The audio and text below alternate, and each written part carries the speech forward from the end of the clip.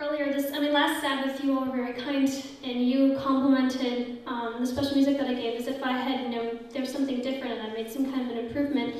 And frankly, that's gratitude showing in my singing, because earlier this summer, God really blessed. And you could tease, it's like, oh, she's in love, she has a boyfriend, but this man was my really good friend for a long time. And the year that I quit school, I was kind of crushed that nobody really came looking for me when I stopped going to church for a while, and he was my only friend from Andrews who kind of stayed in touch. And it's just been wonderful to not feel lonely anymore. And the story of it is just that God really brought us together. But I didn't see it coming, and the night before that we got together, there had been this really big storm predicted, like an Armageddon kind of a storm, like, get your basements ready and go inside because, it's going to be dangerous in Berrien Springs, such heavy rain. And so I got ready, I was getting ready to throw my cats down in there, then me next. And then I can sleep through anything. I slept through the Grand Ole Opry on my dad's lap while he was laughing.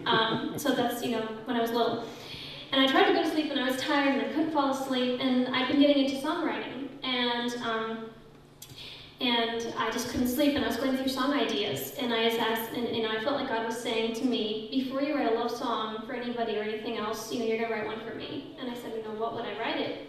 And he said the title would just be Dear Jesus, because I journal so much. And then I sat up, and just like this person wrote the song, and he just quickly wrote it down as quickly as it came before the inspiration left him. I won't read the whole thing to you, but I'll read the first verse and chorus that I wrote for this song. It sounds very sweet to you, but it's a really intimate song. You know how when two people, God and I have a relationship.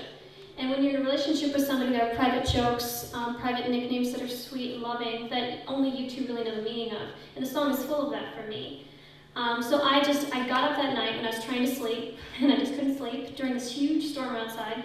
And I pulled out my book, and it can take days or weeks to write out song lyrics, but I just wrote this all out. It just came out with very little editing, and by the time I finished writing this, I realized when I listened outside that the storm was over.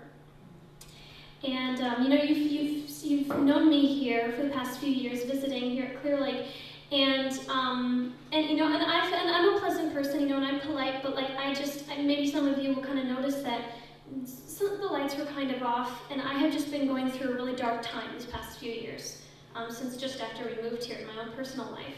And part of it had to do with making choices that God was trying to save me from, but I wouldn't listen to him.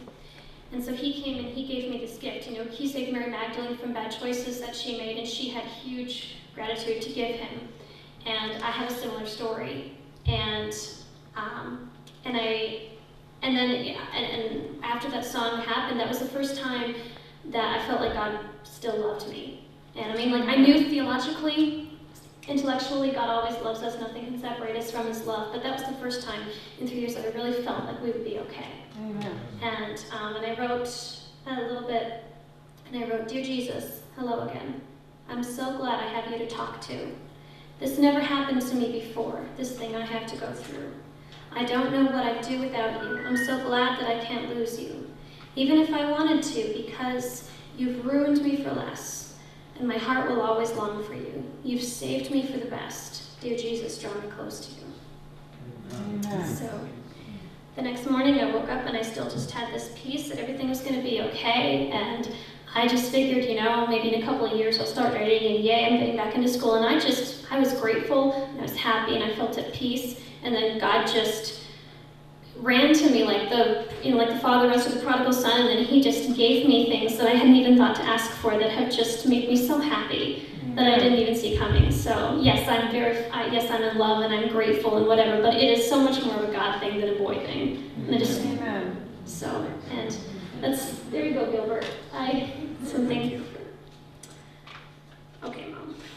That was nice. Thank you.